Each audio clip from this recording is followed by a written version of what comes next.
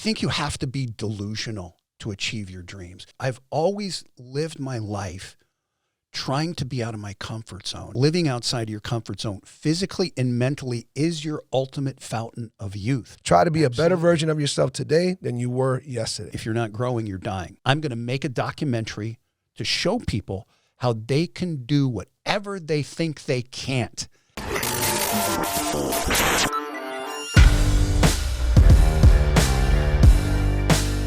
What's going on, beautiful world? Welcome to another episode of the Black Sheep Perspective. I'm crazy excited about my guest today. This is something that definitely had to happen, and I need to read this intro in order to have you guys know how special of a guest I have and to keep you guys glued to your seats about what we're about to talk about. So, in front of me is Stuart Warren Dansby. Taking the Fight is a captivating documentary that chronicles the extraordinary journey of Stuart Warren Dansby, a 57-year-old who steps into the kickboxing ring for the first time, taking the opponents on that are half his age. Taking the Fight follows Dansby over the course of 6 gripping years, where he faces life-altering injuries while he continues to battle against men that are younger than him, all in pursuit of a championship. This documentary is much more than a story of physical combat. It's a story of love. It explores the love for a sport, a team, a dream, and the fights are used as a metaphor for viewers to see how this documentary imparts a universal message of finding your tribe and conquering obstacles, doubts, and fears. The commitment, passion, and unwavering positivity showcased in this remarkable film are palpable. Against all odds, Stuart's journey serves as a testament to the resilience of the human spirit. And by watching this film, audience will discover a truth that resonates with everyone, and that's that we all have a fight. Stuart, welcome to the podcast, brother. Thank you, Hermano. It's an honor to have you on. Your story is amazing, and this documentary, so that people can understand, this documentary has won over 30 awards. 30 awards. 30 awards, okay? And we're going to talk details about that as well as other things, but part of these awards, I mean, when you win 30, what didn't you win? But best feature documentary, best inspirational documentary, best biographical documentary, best sports documentary, best director, shout out to your peoples who were involved. Absolutely. Best editor, best original music score, and that's just 8 or 7 out of the 30. This story, to some people on the surface, might be a story about athletics and the violence of a combat sport. To me, this is every person's story, because we all have a fight. We all have a challenge. We all have our battles in life. We're all told that there's things we can't do. We all have things in our head that holds us back from what our dreams really are. At first, I just thought he was someone that wanted to train and just stay in shape. And he was the type of guy that was a real fighter. I'm 30 years older than most of the guys that I fight. I shouldn't be doing this. That's what you think. That's not what I believe.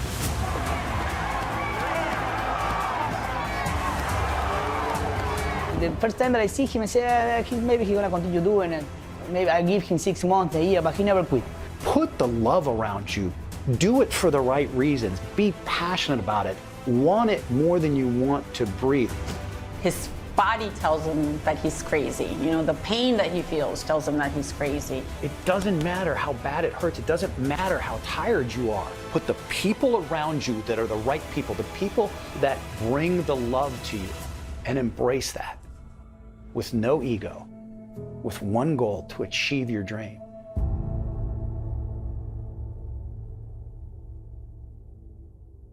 Huge congrats to you, your team, and everything that brought you here to get us to where we're at right now, which is us having this podcast, man. So welcome, brother. Welcome. Truly my privilege. I never won best hair. So I don't know why. I think there was something against me there. Can't win them all, bro. We can't win them all, you know? Stuart, I have to know, there's a huge storyline behind this, and we're going to get into the documentary because that's obviously, you know, the biggest asset of what we're talking about. But this didn't just come from, let's let people know who you were prior to all that, because that started at a tender age of 50 or whatever it was. But who's the Stuart before? You know, where are you originally from, and how'd you get to this point here in Miami? You know, I'm blessed. I grew up all over the world. I had a military father. Born in Japan, grew up in Europe and Canada. My mom was Canadian. And I think that helped me so much from, first off, the discipline of being raised by military old school parents. Definitely. That had that greatest generation values, right? Humble people, not materialistic, about work ethic, about academia, those kind of things. And it also helped me because I was raised in a multicultural environment, and I talk about this in the film. It's why I'm comfortable being in Miami, where, you know, I'm referred to affectionately as a gringo, right? Where I'm a minority, but affectionately, I like that. Yeah, it is. And it's, for me, it was an extraordinary, at times you think disciplined and restrictive when you're young, and then you look back and say, my God, I'm blessed to have had that upbringing. And like anybody, I was an ambitious business person, always driven to succeed. Thought I was in shape, thought I was an athlete, always worked out, and always had a fascination with, at that point, boxing. And I couldn't find anybody that I knew that boxed, and a friend of mine said, hey, I got a friend that's a kickboxer. And I was like, yeah, kicking, what the hell? That's not my thing. But I tried it, and it was the most humbling, grounding experience and the most difficult thing. And I immediately realized, wow, I'm really not an athlete. I'm really not in shape because I lift weights. And the guy standing in front of me could kill me, and I couldn't do anything to stop it if I wanted. And at that moment, the sport captivated me because it was so difficult and because I was so awkward and horrible. And I just I fell in love with the challenge of it, right? I fell in love with the beauty of it too, because I could see the guys I trained with and how beautifully they moved and how artistic they were. Right? And was this kickboxing? Because I know people are going to have questions out there. You know, sometimes people confuse kickboxing with Muay Thai, even though is it the same? Not really, but it is. Was this American kickboxing? Was this traditional kickboxing? Or was this Muay Thai that you were learning? Great question. It was actually, call it Cuban kickboxing. Okay. Right? Because the guy that was training me trained in Cuba under my coach, Manolo Lopez, who's in the MMA Hall of Fame, as you know. Shout out to Manolo. Shout out to Freedom Fighters for sure. So Freedom Fighters MMA. So it was a hybrid, right? It was a hybrid between karate and taekwondo, and that's what my first base was of that. Okay. And then as I met my other coach, Gregory Cheetah Chaplain, who's a 3-time WBC World Muay Thai champion, it developed more into Muay Thai. And when I started actually training with Manolo trains Muay Thai for MMA, right? Which is an even different approach to Correct. the Muay Thai style. Yes, the strict, exact Muay Thai. Right. And now Greg is also coaching MMA fighters, so he's adapted that. So it started off as just kickboxing and then developed into Muay Thai. And for those of you guys watching who might be pondering what is the actual difference, if I can say it in real layman's terms, Muay Thai is the art of, of 8 weapons. Basically, it's a very beautiful, violent sport which involves elbows, knees, your punches and your kicks. It's not a lot of moving. It's not a lot of boxing oriented. It's not a lot of footwork, at least not, traditional Muay Thai. It's more hang and bang. And there's different styles of Muay Thai.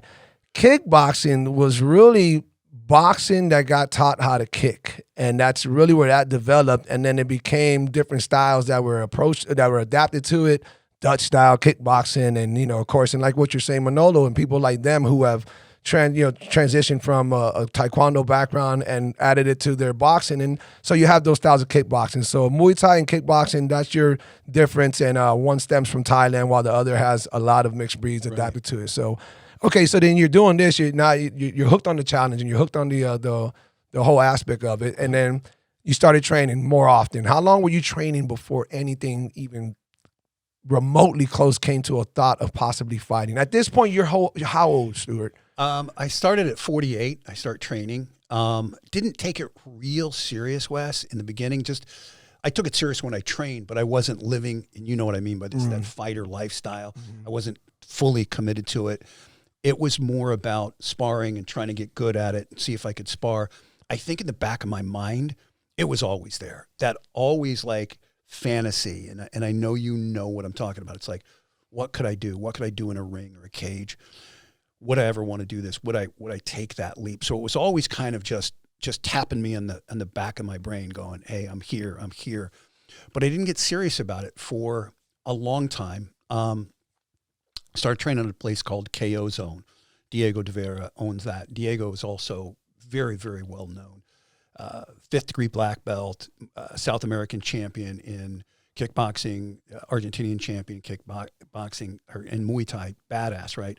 And by the way, Kozone, I love that gym. That gym is, to me, so ideal in regards to it has it all. Shout out to Kozone. I mean, you know, every gym has its perks, but some, like, you know, at Freedom Fighters, you know, that's a gritty, you know, you're going to become a fighter's fighter. This is the real deal, how it used to be type shit. Yep. Kozone is nothing bougie, but man, it has so many different amenities, you know, from the full-blown gym at the first floor, upper floor, jiu-jitsu mats, kickboxing, boxing ring, Muay Thai. Two rings. And now they got the cage outside, outdoors, connected to the building. Phenomenal place. They're doing great over there. Okay, Yeah, so amazing. So as I started to develop, I remember for my 50th birthday, I wanted to spar with another local legend, El Tigre, right? So Tigre. I had started training here and there at Manolo's place, and so I ended up sparring with Tigre. He did not kill me, which I was grateful for, and we had fun. But at the end, I realized how much farther I had to go. So I texted Tigre, and I'm like, would you mind if I trained with Manolo? And I started training with Manolo, and it was horrible. I remember the first day, he just like fixed my stance. Everything was wrong, and I would go there.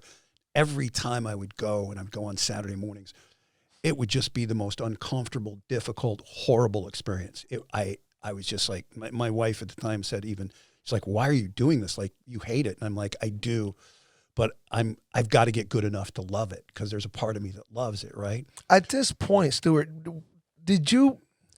is there something that you went through in life, possibly, that, or maybe it's just your athleticism, maybe it was just, you know, you played a lot of sports, you didn't get too deep into that, but is there something that happened to you in life that makes you want to challenge yourself to this extent at this point of your life, at this age, with nothing to prove, already got a wife, already have, you know, a great job, doing what you do?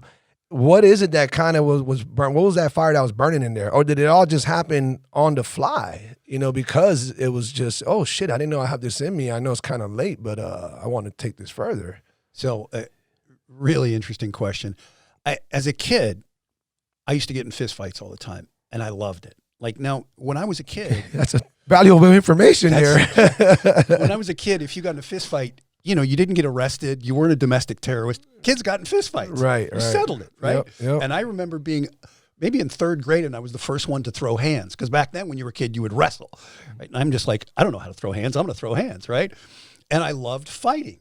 And my mom, God bless her, because I was little, and my mom gave me the get out of jail free card. She said, you're going to get picked on by other kids. If they pick on you, fight back. And, you know, that might have been like giving the crack addict the keys to the pharmacy. Yeah. Probably not a great analogy, but well, yeah, but good on moms for telling you that. But, you know, I'd come home and I'd be covered in blood, and she's like, what happened? And I'm like, don't worry, Mom, it's his blood and he started it, right? Whether he did or not, I don't know. But it was always there, right? That love of fighting. Right. And then to get to your other point, let me put it this way. When I first started sparring, if I'm going against somebody that's 22, I absolutely, Wes, I'm not thinking that kid's 22. Right. I'm thinking that kid's got a great jab and he's got a great left hook. And he's here to hurt me. What are you going to do about it? I don't care how old he was. I never, I talk about this in a number of the opportunities I have to speak, but I think you have to be delusional to achieve your dreams. And I absolutely, when I look back on my fighting career, I was for sure delusional, right? So I never looked and thought, oh, I'm this age, I'm not supposed to be able to do this. It was irrelevant. I just know you got a great jab, maybe a great right cross, and you're going to fuck me up with it, and how am I going to stop it, right? I'm not thinking about the age thing. I'm not thinking about the lifetime of injuries. So it never felt to me like the age thing. In fact, other people started saying it before I even realized it, right? Well, something that, a reason for that, though, you know, to hopefully encourage others or to those who might be baffled, but you were in great shape.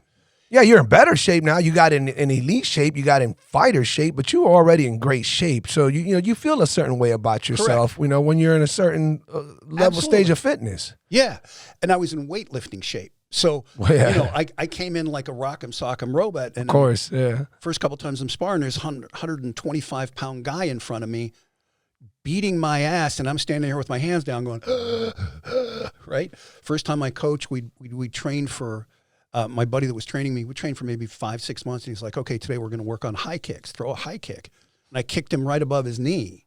He said, bro, I said a high kick. And I'm like, it was above your knee, motherfucker. Yeah. That's how unflexible I was. So it was humbling. It was super humbling because you think you're in shape. But there's a difference between fitness and being an athlete. And there's a difference between lifting weights and being able to move and function like a fighter, right? Mm-hmm. And then to the last part of your question, I've always, and I think this probably is what got me there. I've always lived my life trying to be out of my comfort zone. And as I've gotten a bit older in life, I've embraced that more and understood that more and understood that your greatest moments of growth in life come from the moments you don't want.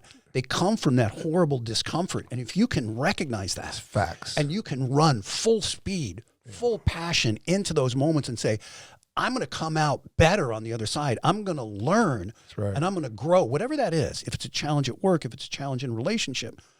And I've always lived that way. So for me, the fact that it was so difficult was beautiful because that's why it couldn't beat me. That's why I'm like, I've got to be good at this. I've got to, as hard as it is, as many sessions that I had with Manolo that were horrible. And then the same thing when I started training with Greg, and he's trying to get me to teach me to check a kick. And I was like, I can't even feel my abs going up where I can check a kick. And it was awful. And then he'd be like, do 100 burpees. And I'm like, this is awful. Yeah. Right? But it couldn't beat me because I knew as much as it was awful, I was growing and I was getting better. And especially if you don't fight and you're listening to this, you might think that fighting is just this barbaric thing. And it's not. As you've spoken to, it's an art. But when you do any type of a sport like this, or you do something that's super, super hard that you become at least proficient at, you can grow spiritually. You can grow emotionally.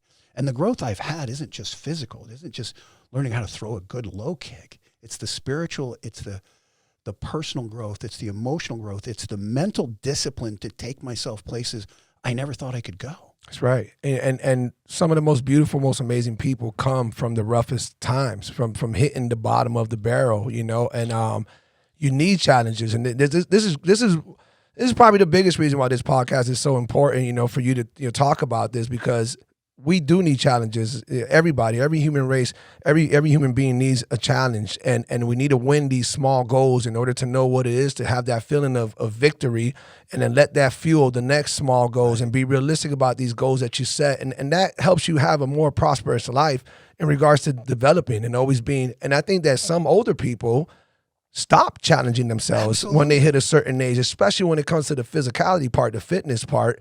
And that is, in a way, a death sentence. That you just cause yourself to go down the other side of life because you stop challenging yourself. And so this is why it's so important and imperative that you tell this story. It's what you just said is so vital. I have maybe 2 friends my age, and I don't have many more because I can't hang out with people that have just decided to seek comfort and coast, because your coast is really fast into your death. That's right. Everything's going downhill quickly. There is more. Things that you and I have known for years, there is more and more scientific evidence now proving that living outside your comfort zone physically and mentally is your ultimate fountain of youth. That's right. That when you push your brain constantly, whether it's learning a new language, improving yourself in business, pushing your brain to do what it's not comfortable with actually slows down the aging process and can grow your brain. There's more evidence on that. There's also evidence on physically pushing yourself out of your comfort zones, it changes your hormonal level, it changes your brain, it activates things in your brain that keep it from aging. And I'm not going to speak in detail because I'm not qualified, but there's more evidence on this. Yeah, if I'm not mistaken, one of you nerds can fucking correct me if you want. I think it's neuroplasticity. Mm-hmm. And so we're always rewiring our brains, especially when we challenge it to do new things. I was just, shout out to one of my fighters, Mikey. I was just telling him this, Stuart. Literally, we just trained, and I just told him 2 days ago. I said, hey, man, if you really, because he's like born again with the fucking fight game, and he's like, that's it, coach. I'm giving it my all. My work schedule's this, everything's that, so I can really see that fire lit, right? So I'm trying to fuel it in every different way without overwhelming him. And I tell him, listen, man, if you really want to continue this high, if you're really feeling yourself and you're doing everything right, every morning challenge yourself to do something different. And he's like, okay, like what? And I'm like, write with your left hand, brush your teeth with your left hand, pour your cup of coffee, whatever you do dominant in one way, just switch it. And what you're doing is challenging your brain, and you're going to cause your brain to be in an absorption mode where it's now going to absorb anything new that it does. And there you just become a better version of yourself than you were the day before. And that should always be the goal. Try to be a better version of yourself today than you were yesterday. Absolutely, man. I preach it, brother. That's what I work for. If you ask me daily, people kind of that I work with get tired of hearing that. How are you? And I'll say, perfect. Now, clearly you can see this face, right? It ain't perfect, right? Mm-hmm. And when I say it, I'm actually saying it to me, because I'm saying, why not try and be a bit more perfect today than you were yesterday? And no matter what, take today and make it as perfect as you can. And it goes to that same mentality of, I'm going to make the best of this, and I'm going to constantly improve every day. Because there's an expression in business, right? If you're not growing, you're dying. We've all heard that in business. Yep. Guess what? That applies to you as a human being. If you're not growing emotionally, spiritually, physically, if you're not pushing yourself, you're just aging fast, right? That's right. And that's not where you want to be. And listen, I love comfort. I do. But you've got to measure that and say, you have to have, Matthew McConaughey talks about this. He calls it resistance. He's like, where would you be in your life without the resistance, right? Without the things that you have to push against. Exactly. And it's true, because that's where all of your accomplishments come from. Right. And that in turn gets you the comfort, but you can't just live there. Sorry for the interruption, guys. But here's your friendly reminder. If you really want to show love and you're really digging this podcast as well as the other ones that I produce, please don't forget to hit that subscribe button, push that like, and why don't you share this with a friend or family member? Appreciate all the support, and let's get back to the podcast. You know, you were just mentioning earlier about you cracking a joke. Look at this face; it's not perfect, right? Speaking of an imperfect face, you know, we were going over a lot of pictures and videos, you know, of this experience that we're talking about, and goddamn, Stuart, there were many days, man, where you were going home fucked up, bro. I mean, when I looked at the pictures, you know, that I'm sending to my editor, Angelo, shout out to you, brother. When I was sending him all this, you know, this footage that I want him to post, and you guys are going to see it on the screen as you watch the podcast, I'm talking about black eyes, lumps galore, stitches, stitches, getting high kicked by the man himself, the most scariest beast known probably in the MMA world, and that's Yoel Romero. Shout out to Yoel. That was one of your main train partners, you know, and I know a lot of your partners from Richie, you know, to he just fought yesterday, Marcos, you know, shout out to Marcos. You know, you got some killers that you were fucking with, and I imagine, you know, for your wife at the time, and not only that, you as a businessman and work, like, what was it dealing with that? How were you fucking telling people, yeah, no, that was just training, never mind that, let's close this deal, you know?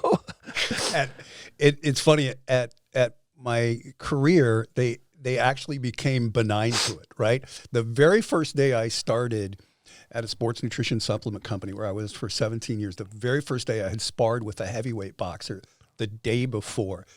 And I had one of those shiners where my eye was barely open, right? And I walked into the office and I looked at the CEO and I said, Chris, I'm sorry, man. I do this. I hate to show up my first day of work like this. And he looked up and he goes, do you know how much credibility you just bought in this office? This is a sports nutrition office. He goes, they're going to love you. Oh, that's a good point. Yeah. So they got used to it. They just kind of look, and one of my guys that worked with me would look up and he'd go, didn't keep your hands up, did you? And then just look back down. Like, that's how it became, right?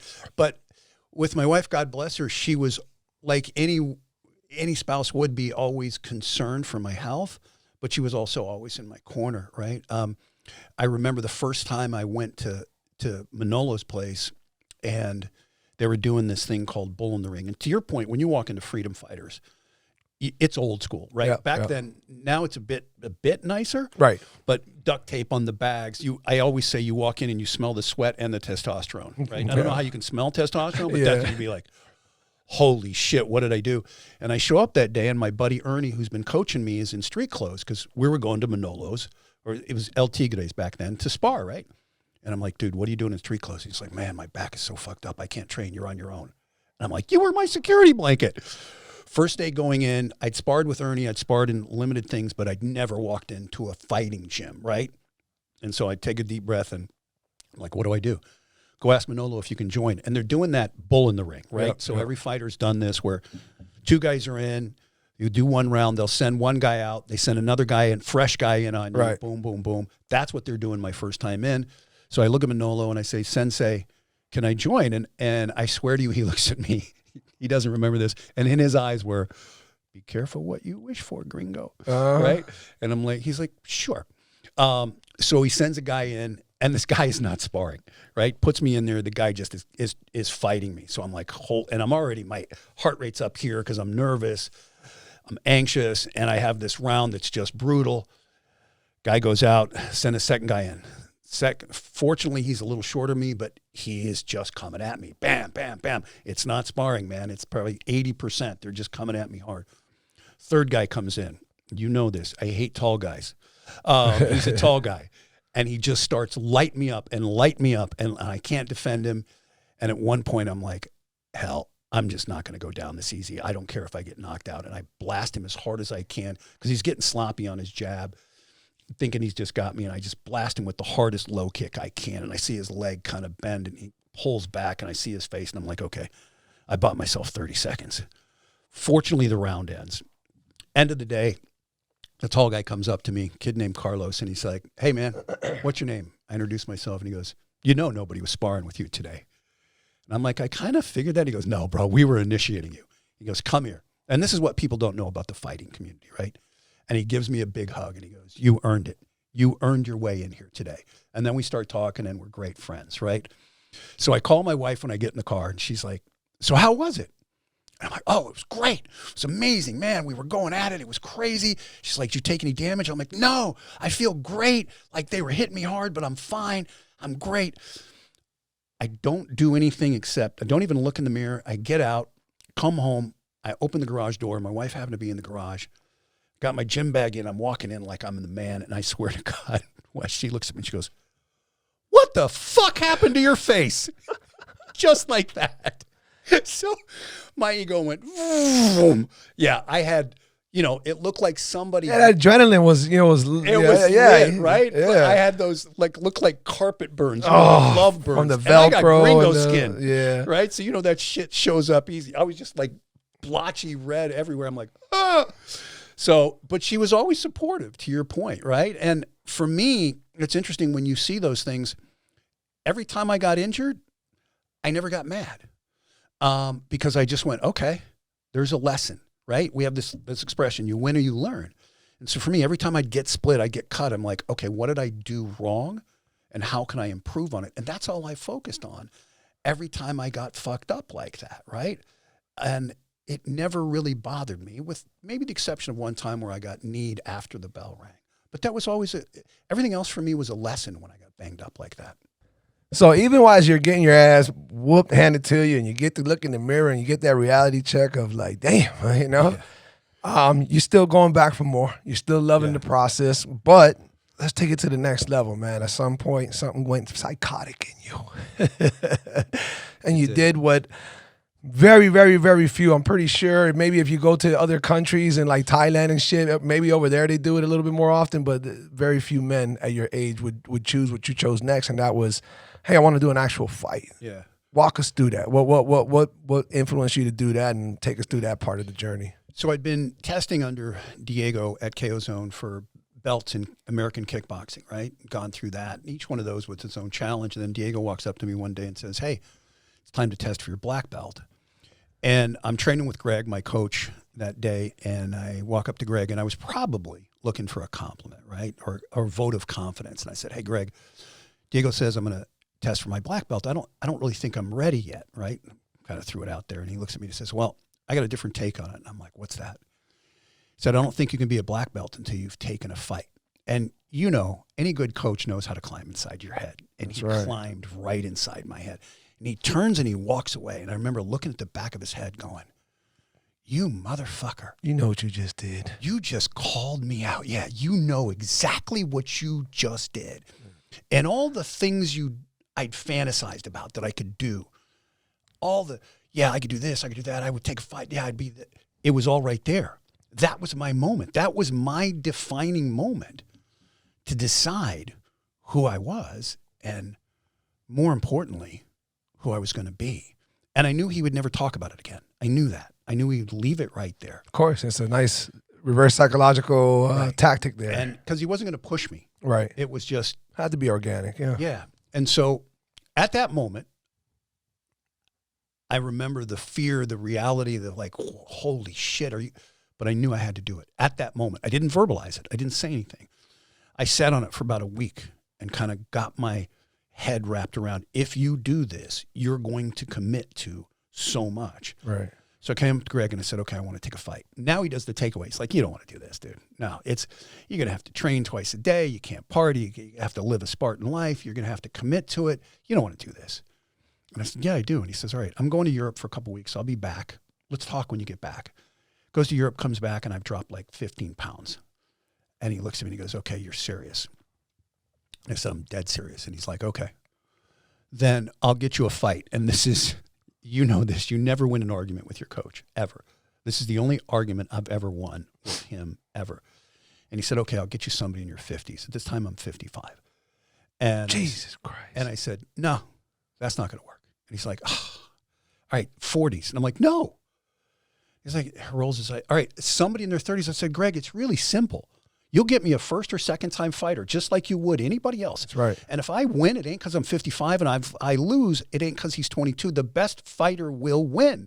And if you don't do that, I won't show up. Fuck yeah. Good comeback. And I like it's that. the only time I've ever won an argument. He kind of shrugged, and he's like, okay. So I started my first training camp, right? And I went in, and my first fight was a tournament. And that's when people started coming up to me. And the first guy that came up to me was Mark Lloreda, who is my teammate at Freedom Fighters. And he said, you're going to fight? I'm like, yeah. He said, this is going to be big. I'm like, what do you mean? Like, this will be in the papers. This will be everything. Because back then there was papers. And I just kind of looked at him like, what? And as I'm going through that training camp, people are coming up to me that I don't know. People in the gym, hey, you're inspiring me, man. You're inspiring me to lose weight. You're inspiring me to open a business. And I'm just like, I'm trying to knock a motherfucker out and not get knocked out. I don't get what you're saying. Mm. But it started to kind of permeate, and I thought about doing something about it, but I'm like, I have to focus on my training camp. I have to. So I get to this fight, and it's a tournament. I win my first fight, and I make it to the finals. And I fight this tall guy, Wes, in the finals. And it's a nasty fight. He's talking shit to me the whole time. And he wins by decision. And as soon as he wins, the second the fight's over, he looks at me and he goes, how old are you? And I'm like, you've been talking shit, kicking my ass. And are you just dying to ask me this question? And I tell him, he's like, no way. There's no fucking way you're 55. There's no way, right? So they hold up his hand as the winner. And as the ref does so, he grabs my hand. And I have I think I have a picture of this. He holds my hand up and he points at me and he screams into the audience and he says, this is your champion. And he's crying. This is your fucking champion right here. And we talked about it afterwards. And he says, I was so emotional that I won that night, that I was the champion. And I was so emotional that it was you that I got to fight. And as he walks away, guys that I don't know, grown men are coming up to me out of the stands, holding me and telling me crazy things, like things I can't even believe about how I'm inspiring them. And I walked off the mat that night and I said, I have this legion of pro fighters, Mark Lloreda, Yoel Romero, all these guys that literally kick my ass with love. I have two of the greatest coaches in the world. One is a 3-time world champion. One's an MMA Hall of Fame Pan American champion. They're opposing coaches. They come together in one moment in life to coach my amateur hack ass. And I'm like, I shouldn't have this journey. God bless me with a journey, and I'm not a great athlete.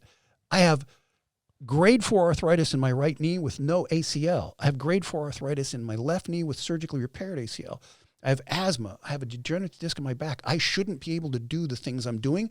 And I've done it because these people have surrounded me with love, raised my expectations, kicked my ass with love, and God bless me with a journey I shouldn't have. I'm going to pay it forward. And I walked out of the arena that night saying to myself, I'm going to make a documentary to show people how they can do whatever they think they can't.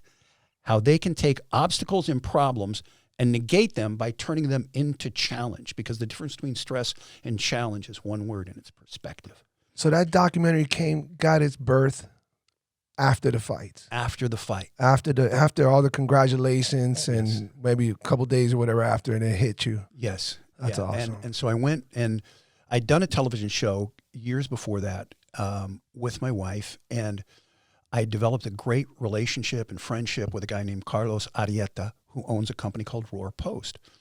And Carlos always said, if you want to do another project, let me know. So I went and I talked to Carlos, and he knew nothing about fighting at that moment. He actually asked me what's sparring. And I just poured my heart out like this for about an hour and a half. And I told him what I'm doing. I told him what I want to do. And I said, I want to do this documentary, and I'll pay for it out of my own pocket. And Carlos looks at me and he goes, you got $250,000 in your pocket? And I'm like, I won't pay for it out of my pocket. And I said, is it that much? And he said, what you just described, a full-length feature? He's like, yeah. And he said, and I said, yeah, but you're still talking to me. Mm-hmm. And he's like, yeah, I'm still talking to you. And I said, okay, so there's something here. And he said, listen, this is not a story of fighting. And I'm like, what do you mean? He goes, brother, this is a story of love. And that's when it kind of, that epiphany came over me. And I'm like, you're right. It's the love of a dream. It's the love of the people that surround me, because that love is what's elevated me to where I can perform. And so we made an agreement. It's a beautiful way of looking at it, man. Yeah. It really is. And it is. Talk to everybody that fights, man. Right. Why do we do it, right? We do it for love first. Yeah, there's fame. Yeah, there's money, potentially. But we all know how hard it is to get to that level. We're doing it for love, right? And it's the love of our teammates that push us to be better. We all know that when we're in that culture, right? It's the love of our coaches. But what we decided to do was do a project that was unfunded, so there was no time frame on it, and it was kind of loose. It was just like, okay, we'll do this. We don't even know what it looks like because it's a documentary. It's not scripted. Right. So we started down that route, and about, 8-9 months later, we were going to use old footage from that fight. We had some rough footage, some pictures, and try and tell a story. And I called Carlos and I said, hey, I'm going to fight again. And I was like, you don't want to film it, do you? Wes, you fought. You don't need an extra layer of pressure, right? Right, of and course. they're going to go to my opponent for an image release, and of course he's going to sign it, and he's going to say, yeah, sure, I'll do it. I'll whoop this guy's ass for you a documentary. You ain't getting the ending you want. That old man ain't gonna make a not off of me. I knew it would give him extra motivation. Of course. Right? Oh yeah. So then you have that layer of extra pressure. And I remember during that training camp, couple of times thinking, what happens if I get knocked out in the first 30 seconds? The documentary, the cancer was a little BB, right, of negativity, of like, what happens if it doesn't happen? What happens if I fall? Yep. Or what happens when you fly? And I would immediately envelop it in positivity and start visualizing the fight and start visualizing what I wanted to do. But I had to beat that back. And then the other layer of kind of just adversity was I am absolutely delusional, Wes. I know I am, especially when I look back on it. And I am delusional currently in the goals that I want in my life. But I had completely underestimated how difficult a training camp would be. And I'd completely overestimated my skill set. And again, I'm talking to you about knees that are literally bone on bone. The last surgeon that was in my right knee, when I came out of the operating room, looked at me and said, your next surgery is a knee replacement. I can do nothing more for it. And medically speaking, I'm going to quote him, medically speaking, I cannot explain how you can walk on that knee, much less train, much less fight. He's like, there's nothing there. So I know I'm delusional, and I'm going through this training camp, training twice a day. My knees are swollen every day where I can barely even walk up and down the stairs. And meantime, your wife at the time is dealing with all this that you're dealing with at the same time. Correct. She goes through the training camp with me. Of course. I mean, that is part of it. Yeah. Yeah. Both there, but also going through the weight cuts and the moodiness when you're exhausted and you got to get up and work and you got to function. Right. Just all of that. Right. Yeah. She was there for it. And I remember one particular moment that was a turning point for me. And it was a Friday. I'd always go to train with Greg on Fridays, and then I'd spar with Manolo on Saturdays. So I train with Greg for about an hour. Then he teaches a technique class. So I You're staying for the class, doing technique. And at the end of the class, we're sparring. So we're a good 2.5 hours in when I start sparring, and I'm just getting my ass kicked. At this point, I am exhausted. I haven't won a round in weeks. My knees are swollen. I don't want to be there.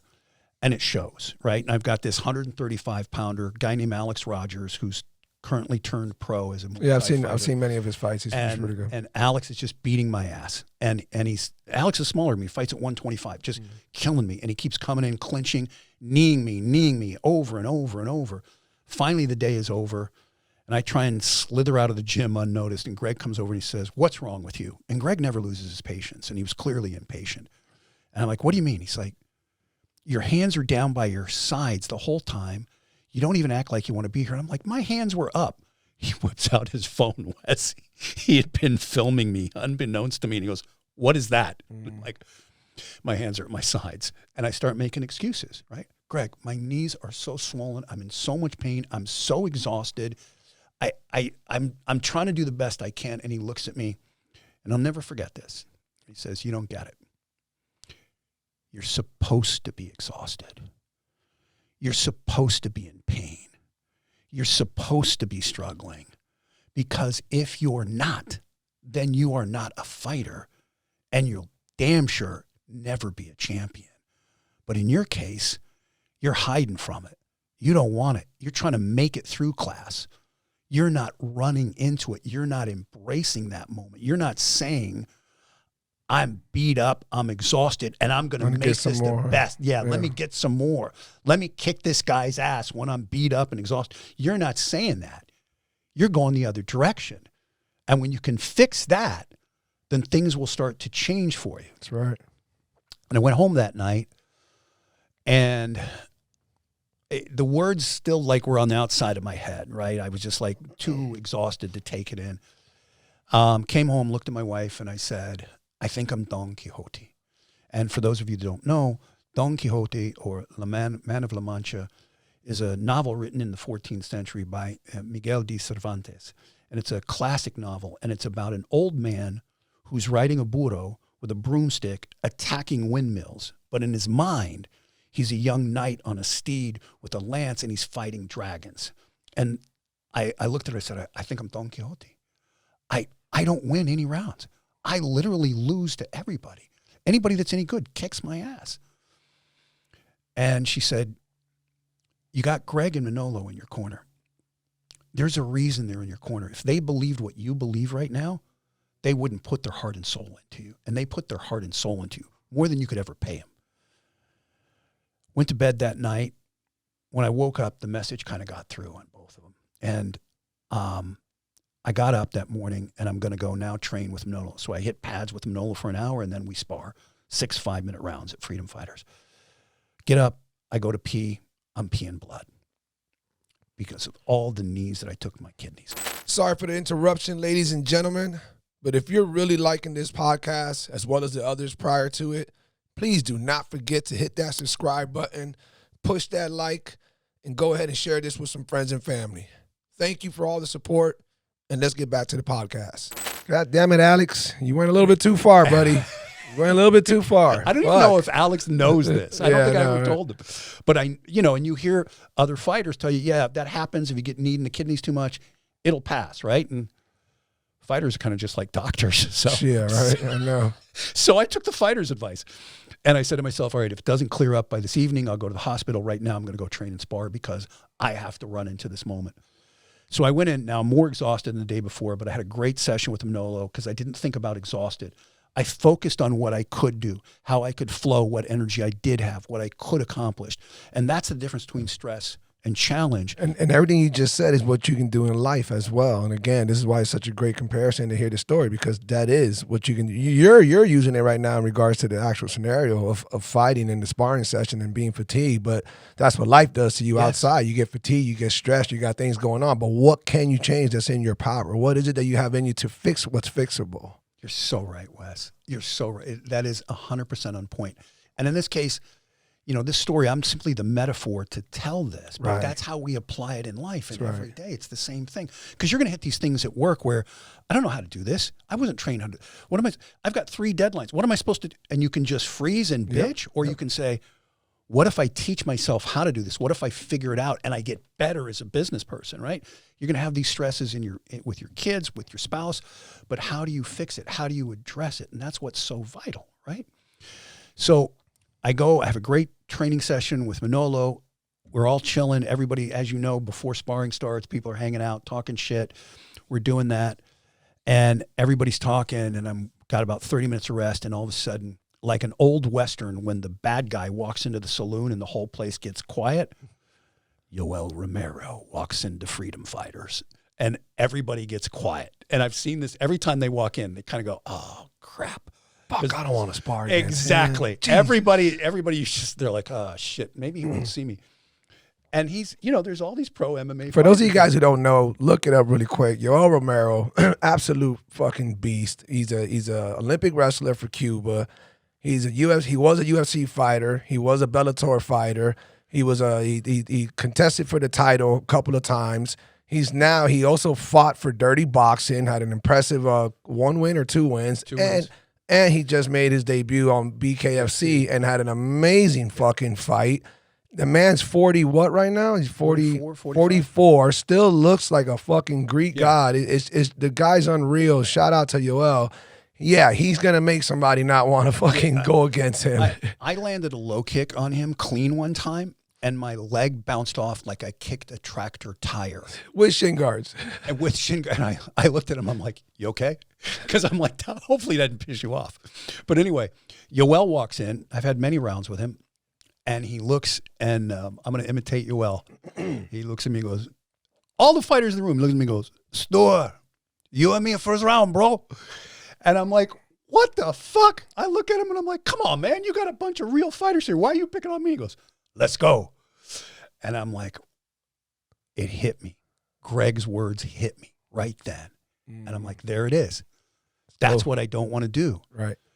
I don't want to go against the biggest, baddest motherfucker in here on a day when I'm exhausted. That's what I don't want to do. I'm fucking going to do it. And if he fucks me up, I'm going to go out on my sword. I'm going to give him the best round he's ever had against me. Because at this point, he's training for the UFC championship, right? And I'm like, if he called me out, I owe him. Right. That's my teammate. Your best effort. He is not here for me to give him a half-ass round. He is here for me to give him my best round so I can help him get better. And that's the way it should be. That's called servant leadership, when you lead others by serving them. And I recognize that. And I said, I'm going to do it. And I had the best round I've ever had with Yoel. And I remember the last 30 seconds, he kind of pushes me against the wall and he says, stay in the pocket.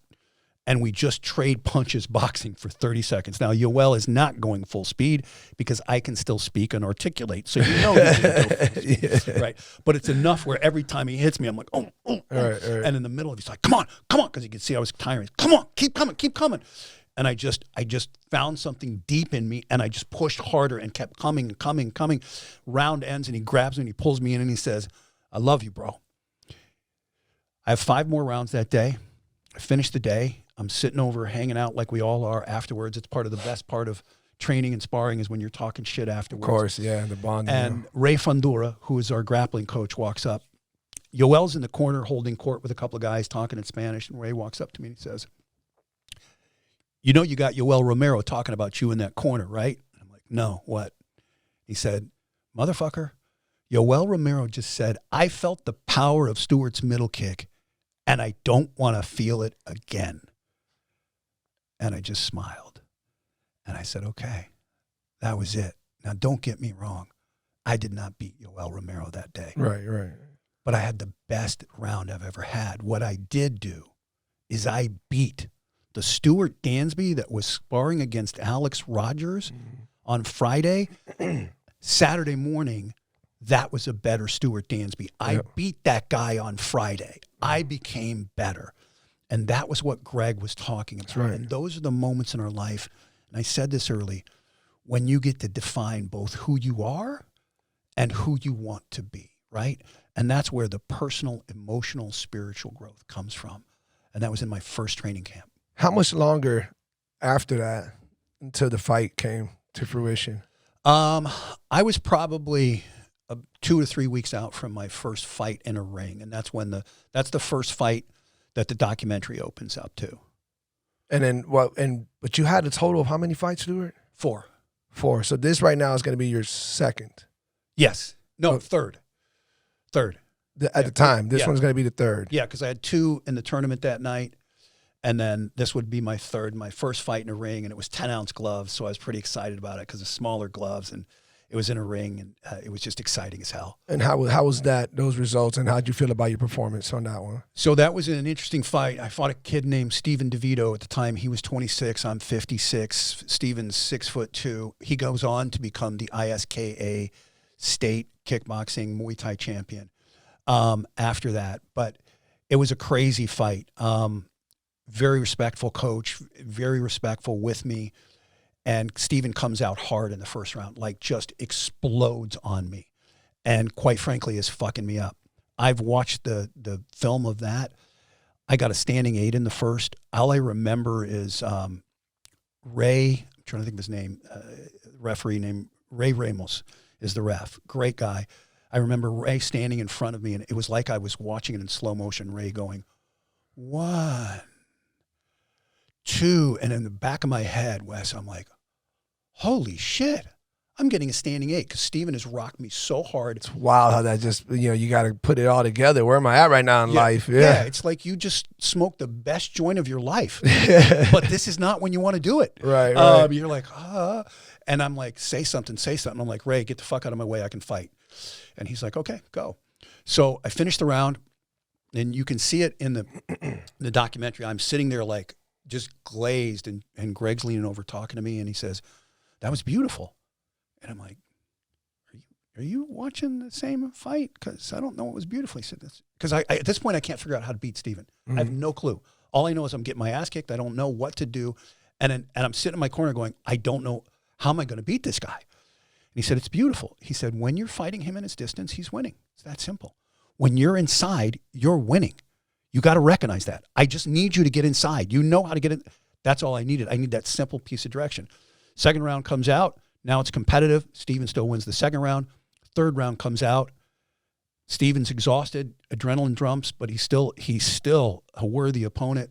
I actually end up winning the third round, and the judges inform me of that afterwards. Fight ends. They hold up his hand to be the winner. He drops down to his knees in gratitude, thanks God, and then all of a sudden, the most remarkable thing, because this fight was like a Rocky fight. Like Steven said to me afterwards, he's like, I don't know what you're made out of. I hit you with so much. I don't know how you didn't stay down. He dropped me like twice, I think. And Ray could have easily called me out. He's like, dude, you just wouldn't go down. And then finally, and he also said, if I didn't play 10 years of hockey, I would have gone down in the third because he was exhausted, right? But him and his coach grabbed me, picked me up, and carry me around the ring on their shoulders, which was the most remarkable experience. You can't script this stuff. It's a documentary, right? Right. And it was an extraordinary fight, and Steven and I became the closest friends and still are to this day, and I have great love and respect for him, and he's just an amazing man, right? And so that's how that fight went. So my question, Stuart, is this: like, so right now, you even though it's a hell of a moral victory, by all means, we all know that, and anybody listening, paying attention would think that. Matter of fact, somebody would probably think right now, fuck, man, did this old man stop by now? Why is he still going? What the hell? You've already done enough. You've already had a few fights. What's going on? You're still filming the documentary at this time. And here you take this loss, okay? In your mind, what's going on in regards to, like, because this is difficult. What am I filming here? I know the message you're getting out, and the message is already clear. You've already done enough. But apparently it's still happening. So what's going through your mind right now and all the people involved in the documentary? Because again, you guys won over fucking 30 awards. What is the whole team thinking? Like, where are we going with this, Stuart? You just took a loss. How many fights do we got in this one? Where are you at with that? Yeah, it's interesting because we never really had a script or a plan. We just were going to film, right? And so after that fight, it was such an epic Rocky style fight that we just said, okay, that's it. there it is. That's the end of the documentary. When they pick me up on their shoulders and carry me around, there it is, because I didn't win, but I proved that you could do it, right? And I proved you could compete. And we struggled because it wasn't a funded project. We struggled to find an editor. This went on for years. I kind of lost focus on it. I wasn't driving it like I should. We couldn't get it edited. We went through literally 6, 7 editors, and it still had become kind of just stagnant, right? And after a while, I was like, I'm that guy that keeps talking about this documentary, but I've never produced it. And I even then set that in the back burner. I just decided to fight again. I wanted to fight. So I wanted to fight in 305 fights and decided to fight. And all of a sudden, Shen and Awa, who own 305 fights, came to me and they said, okay, here it is. The state of Florida Boxing Commission sent us this. It's like a 3-page physical. And I'm like, what? Yeah, you have to get this before they'll license you. Yeah, because of your age. Yeah. So I go ahead and get that. And at this point, I'm about 10 weeks out. And I'm like, okay, it's stressful, no big deal. I got plenty of time. 2 weeks go by, no license. I call them up and I'm like, hey, what's up? Okay, they want proof of your previous fights and proof of your opponent's previous fights. So I have to document everything. So I do the research, send it in. I'm like, 2 weeks go by. Now I'm getting closer and closer to the fight. Now I'm about 8 weeks, 6 weeks out. Okay, now they want sparring video. And I'm like, what? That's unprecedented. What do you mean sparring video? No, they want to see that you can actually spar. Now I'm getting frustrated, Wes. So I send them 3 5-minute rounds against 2 current MMA champions and 1 amateur MMA champion of sparring, unedited. I could, and I send a message back. I can send you video of me banging up somebody that's not at my skill level. Right. I'm not. I'm showing you the monsters that are higher levels than me that I'm going against, right? Again, a couple weeks go by, and I'm nudging them. I'm like, what's going on? And I remember this because Awa called me on a Friday, and she's like, now they want an EKG stress test and a bleed out test. And I'm like, my weigh-in is next Saturday. When do I have to have this? Wednesday. And this came out of my mouth, Wes, and I'm a little bit embarrassed about it, but it was a lesson. And I said, that's ageism. That's fucking ageism. And As in racism against age. yes. Right. And for those of you who might be a little confused and questioning what's going on, basically for the commission, for the Florida State Commission, whichever the governing commission is regulating the fight, they are making Stuart basically jump through hoops and go everything extra to prove that he's in a physical state, a mental state, a healthy state to actually fight. Because if not, it's their, it's a liability. It's their license, it's their organization whose head is on the chopping block. And they're just, I've never heard of this, they're just going beyond extra to have you prove to them that you are worthy and capable of doing this. You're 100% right. So I get on the phone, I start calling places to do an EKG stress test. And they said, no problem, we can do it Monday, but you need a prescription from your cardiologist. And I literally said, I don't have a cardiologist. I don't have a fucking heart problem. Right. Every place I call, prescription. I don't have a cardiologist. So Monday morning, I drive down to my GP's office because at least I'm going to get the bleed out test. And for those of you who don't know, it's just how fast does your blood coagulate if you get hit and are bleeding. But I'm at this point, my blood pressure's through the roof, and I walk in and I'm talking to the receptionist. I'm like, I need a bleed out test and I need a stress test. I can't find a cardiologist. And she literally grabs my coffee. She goes, Stuart, first off, switch to decaf. And then secondly, have a seat. And I'm like, why? Because we share an office with a cardiologist. And this is where truly, honestly, Wes, I believe God was watching out for me. I've never had a financial goal for this documentary.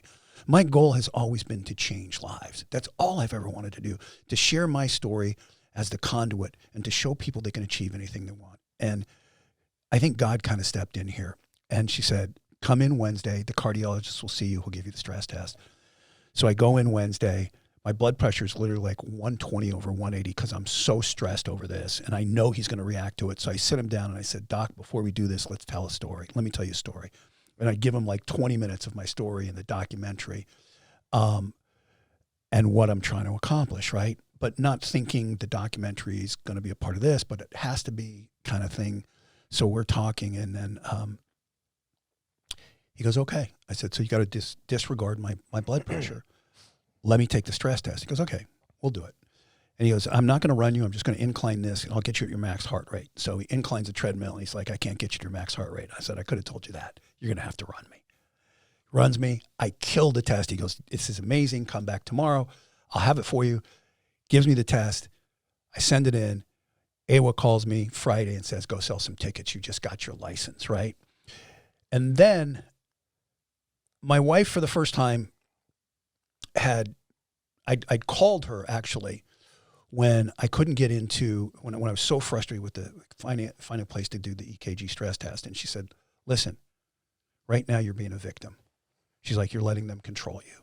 It's like, if I'm the state of Florida and I see a 62-year-old trying to fight a 32-year-old on paper, I'm getting as far away from you as I possibly can because you're a liability. You're going to die in that cage because they don't know you. They don't know the monsters you train with. They don't know how hard you train. They don't know the commitment you have. They don't know Manolo. They don't know Greg. They don't know what you're capable of. Find a way to get the stress test on. And that's what I needed to hear. I needed to get myself out of the victim mentality and back into I can control this mentality. So I did that. And then I'm going down for press day to interview. I think it's the day of the weigh-ins. Maybe it was the week before. I can't remember. And my wife looks at me and she finally goes, I could tell she was kind of not fully invested in this training camp. She's like, why are you doing this? Like, why do you keep doing this? And I'm like, I didn't know how to answer, but I just said, when I fight, I'm a better human being. I'm a better father. I'm a better business person. I'm better at everything in my life because it takes me places I've never been. It takes me places emotionally, physically, spiritually, and I grow from it. And I absolutely love it. There's no place I want to be in this world than in that ring or that cage at that moment. Like, there's no other place I want to be. And I've never fought in a cage, and this is my first time to fight in a cage. And I tried to give her the best explanation I can. She didn't say a word, kind of doing some stuff around the house, and about an hour later, she walks up to me and she said, you're going to press day? And I'm like, yeah. She said, can I go with you? And I knew at that moment that she was in. She was like, I said, yeah, of course. You know, so she went to support me. And as we're doing that interview, Shen looks at me on camera and he says, he's interviewing me and he said, and Stuart's going to be filming his documentary here. And I hadn't even thought about it. I was just fighting again. Right. And I remember in the middle of the interview, I look up and in my head, I said, you're talking to me, God. You're talking to me. You're telling me something right now. So the story wrote itself. The drama of the state of Florida trying not to give me my license built up. You can't script this stuff as the storyline for the documentary. And Shen, God bless him, I think kind of gave the state of Florida Boxing Commission the middle finger and said, we're going to make this a title fight and we're going to make it the main event. All these things fell into place that I never could have dreamed. And that's what happened. And that became the climax and the finality of the documentary. So you had this fight and you won. My opponent struggled to walk out of the arena that night because he was holding up his pants like this. And I realized why. Because he didn't have the belt. He didn't have the belt. My man. You're the only one who's gotten that before I said it. Ladies and gentlemen, if you find yourself liking this podcast, please don't forget to subscribe, hit that like button, and why not share this with a friend or family member? We appreciate all the support. Let's get back to the podcast. Talk about a Cinderella ending, per se, at least up to this point, in regards to the documentary and winning on that fashion and doing it in such a way and proving to people, you know, that what can be done when you put your heart into it and you put your maximum efforts and so on and so forth. But that ended up becoming more challenges after that. Yeah, there was a number of challenges. Then there was the challenge of, okay, now we've got it. We finally found an editor. And just like the story of the documentary, Carlos, my partner, had started to put his love into this. And he had put more, we both were putting money into it, but he put his love into it. His son stepped up and said, I know this story. I know Stuart. He's the one who got me in karate. Let me score the film. Why are you trying to score it with copyright music? And Carlos says, you write hip hop. You don't write this kind of music. And Nico's 16 years old. And he says, give it to me. I know this story. It's about being out of your comfort zone. You just said it. I'm not comfortable writing this kind of music. Give it to me. Carlos gives him 10 minutes, says, go here, take this. Here's 10 minutes of footage. Nico comes back. Carlos calls me. You got to come over. You got to come over. Bottom line is Nico at 16 years old ends up wanting to and willing to score the film on his own and wins 4 awards in 4 different film festivals for Best Original Music Score. There's another guy named Carlos Cheetah, who I've known for years, filmed our TV show. I've known him for 10 or 12 years. He works for Carlos Arrieta. He calls him up. He says, why are you working for editors in LA that are going to charge you $100,000? I can edit this. And Carlos says, you never edited a documentary. He's like, give it to me. I know Stuart's story. Give it to me. Let me do it. I want to be out of my comfort zone. Carlos Cheetah wins 4 awards for best editing, right? Wow, So the that's story crazy. of the documentary, and Carlos Arrieta, the hardcore businessman, my brother that I love, wins 4 awards for direction, and he'd never directed a documentary, right? So that's how that all came together. And the challenges continued now of how do I get it into distribution? How do I get it into film festivals? And we finally got it there. It was another 2 years of hard work before we got it there, and finally got it streaming on 6 platforms in 36 countries. And we got it there. And I went to a lot of film festivals and had a lot of celebratory moments. And I think one of the reasons I know that the message of the documentary works, because it also affected me in my personal life. About a year ago, a little over a year ago, my wife and I had struggled for about 3 years, and we'd literally grown apart. She's an amazing woman. We've always been that couple that was super close, and we just started to live 2 separate lives. And we tried to work on it for like 3 years. And a little over a year ago, we sat down and we kind of looked at each other and said, it's not working anymore. And we got divorced. And for about the first 6 to 8 weeks, I just mourned, just like you would mourn the death of someone you loved. I mourned. I just thought about the good times and all the experiences we had, and I just sat there in sorrow. I didn't tell anybody. Absolutely no human being knew I was going through divorce. I refused to. And I refused to because people always judge in these circumstances, and they always say, oh, she was evil, you were good. I didn't want that. And I absolutely did not want anybody feeling sorry for myself. And I wasn't ready to talk about it. So I'm like, I'm not ready to talk about it. I don't want your sympathy. I don't want you going, oh my God. So I just kept it to myself. But about, 6, 8 weeks in, I had an epiphany. And I was sitting there feeling sorry for myself one day in physical and emotional pain. And I said, what would that fucking guy in the documentary tell you to do? The documentary had been streaming for about 6 months now. And I said, what would he tell you? Because would he tell you to sit here in the most uncomfortable moment of your life and feel sorry for yourself? Or would he tell you this could be your greatest moment of growth? This right now could be your greatest moment because it's your most difficult moment. And are you really that guy? You've held yourself out in keynote speeches on all these platforms in all these countries to be that guy. And right now you're not.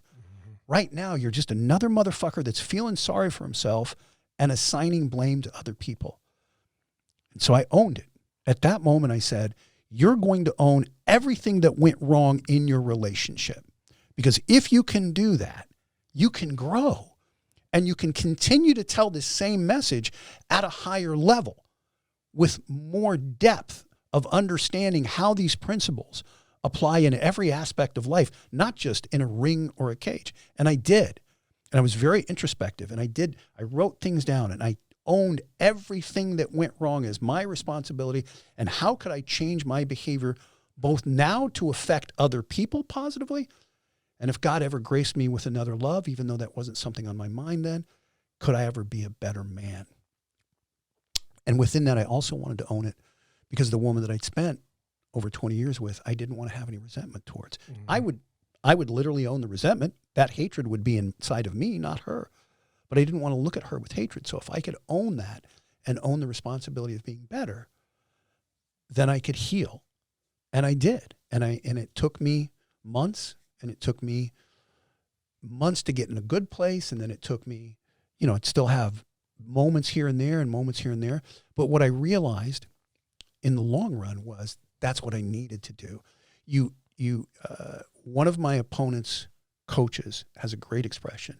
He talks about it in the documentary, and Jason Sumjai, and he says, you got to go through the mud before you get to the water. Mm-hmm. And I knew I had to go through that mud, and I did, but I came out a better man, a more evolved human, a happier person, because we were both living in conflict, right? And it's what needed to happen.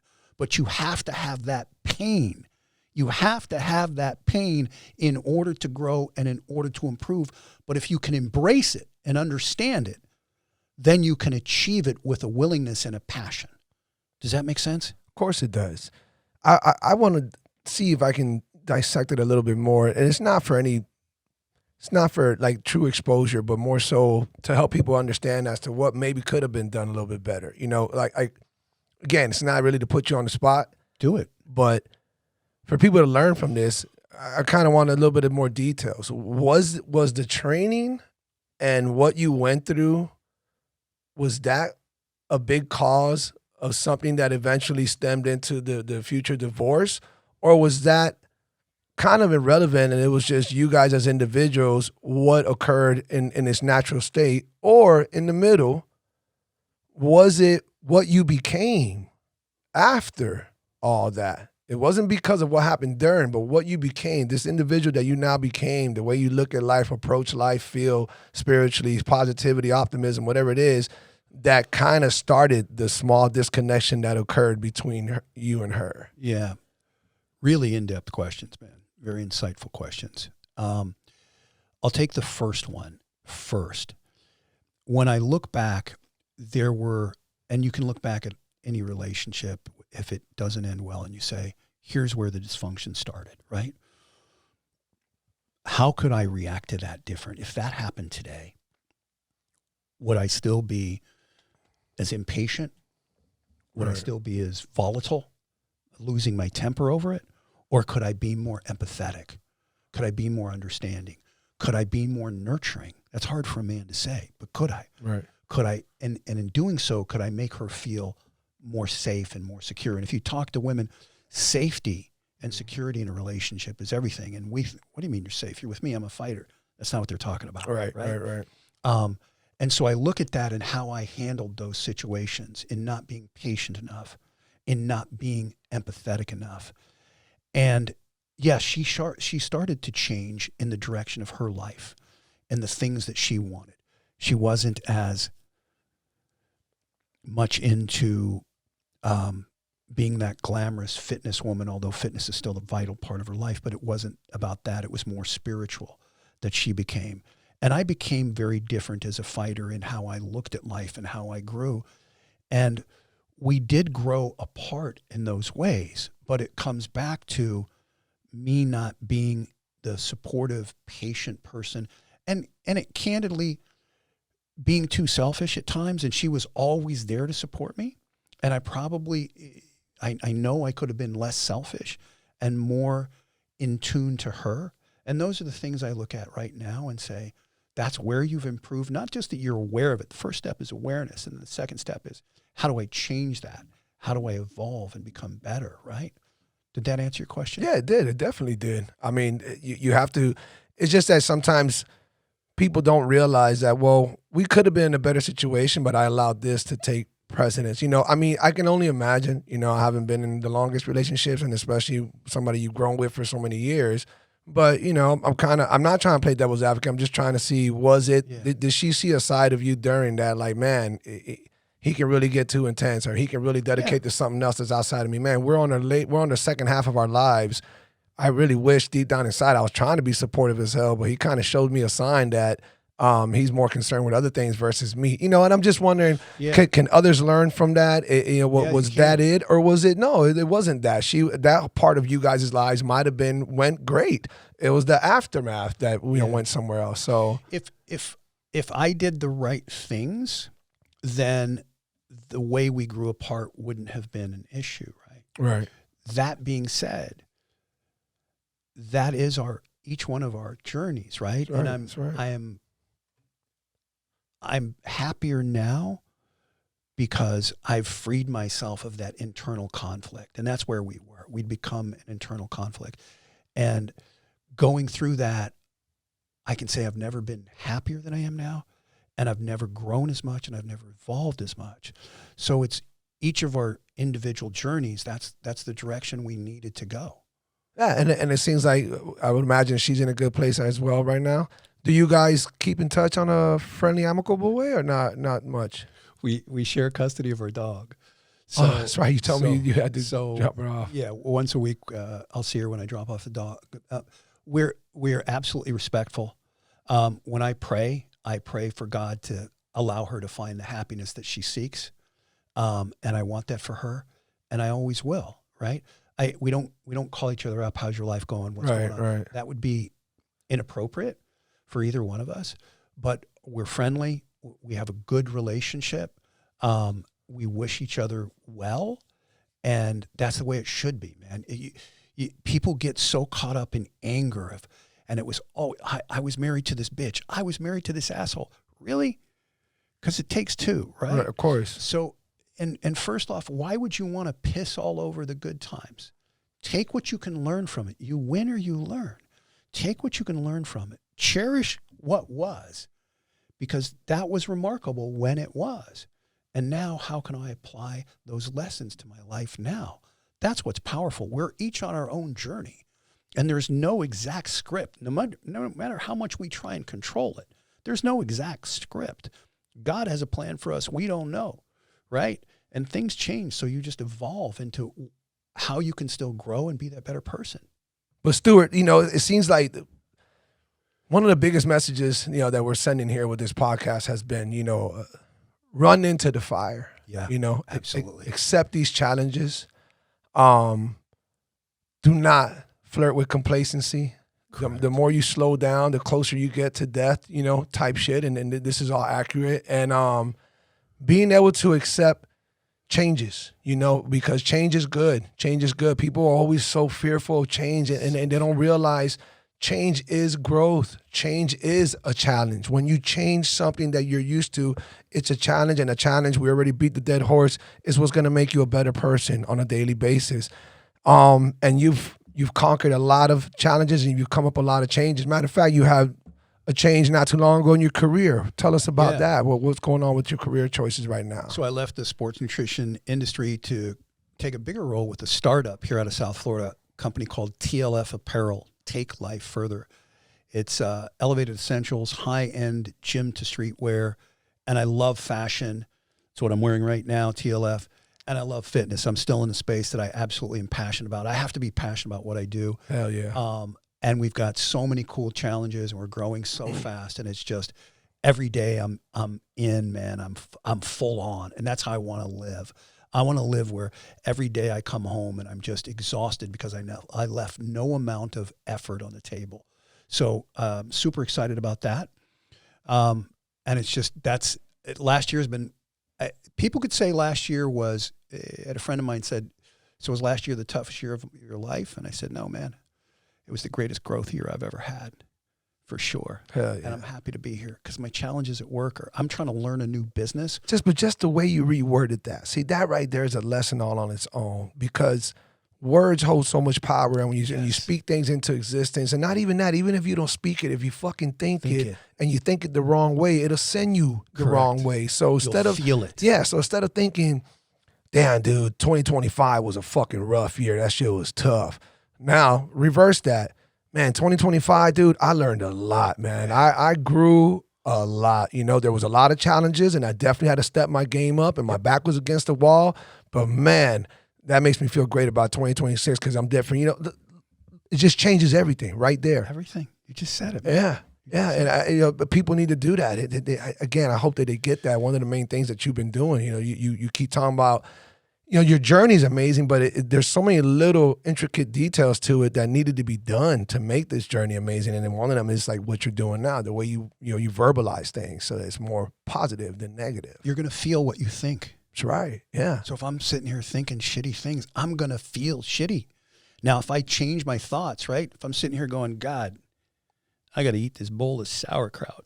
Oh, fuck. Or if I look over here and go, man, I got some ice cream I can eat. I'm feeling different right now. That's right. Because I'm focusing on something I like. Right. And that's what you've got to control. You control your thoughts, you control your feelings, then you control your actions. And then you control your goals. So TLF. Take Life Further. And is the website TLF.com or how can people go TLF there? Apparel. TLFapparel.com. Yeah. And Instagram, do we have a page on Instagram? Absolutely. TLF Apparel. There's TLF Women's. It's high-end fitness, high fashion, beautiful stuff. Now, Stuart said he was going to hook me up with a Oh, I got you. good little set. So y'all, make sure you stay tuned. I'm going to be rocking it, giving you a shout out. But you guys, I've already went to the website many times. They got amazing gear there. It's awesome. It's always, to me, it's always great to have a fresh new look. You know, I'm not trying to talk down it was it Aloe? Yeah. I'm not trying to talk them down or Gymshark or anybody else, but fuck, get a new look. You know, don't always support the big companies. Support locally. Support great stories. You know, great meanings behind it. You know, especially with everything that you've been through and what you've done. Are there any other adventures or any other adventures that's coming through? Any business ideas, or what about documentaries? Are we done with that? Or? It's interesting. First of all, so the documentary. Let's make sure we tell everybody where they can. How many platforms? Which platforms? How can everybody go see it? So it's on Amazon Prime, Big time. Awesome. iTunes, Apple TV, Google Play, Vudu, and Zumo Play. Damn, those are big hitters. Everybody but Netflix. Did you Yeah. guys, by the way, did you try to pitch to Netflix? And how does that go? That's the whole. That's what took me a year to find a distribution company and get the right distribution company. Netflix right now, for a documentary like this, a sports documentary, if you look at their documentaries, they're all famous athletes, any of their sports documentaries, and they're all candidly a lot of the dark side of stuff, right? Right. So Netflix, when I talk to a number of distribution companies, it's like, this isn't their cup of tea, right? Really? It's interesting. So yeah, it is. But if you look, like if you're Arnold Schwarzenegger, they do his documentary. Sly Stallone, his documentary. They're doing celebrity documentaries, right? And that's their business model. That's cool. That is what it is. I'm grateful and appreciative to be on the platforms we are on. And whatever you got, Roku, Fire Stick, you just put Taking the Fight in there. It's going to pop where they're on. But you can also go to the website, takingthefight.com. There's a streaming button. You can watch the trailer there. There's a streaming button. You click that, and you can click on any of those logos, and it'll take you right to those sites. And what about following you personally? Stuart Warren Dansby on Instagram. You can DM me. You can also hit me up on the website and send me an email, especially if you're looking. I have a ton of fighters and a ton of people that DM me constantly from the documentary that just ask for this, I'm in this situation, that situation, that I try and help and guide both. And now there's a number of older fighters that reach out to me as well. But you can hit me up on that. And if you're interested corporately for keynote speaking to deliver the same message, and I deliver it in the context of business and how these principles apply of fighting, how they apply into real life, either Instagram or takingthefight.com. I want to try to inspire some of you people out there before we close this up to, when you see people like Stuart and you've heard their story, like, man, go say something. Go say hello.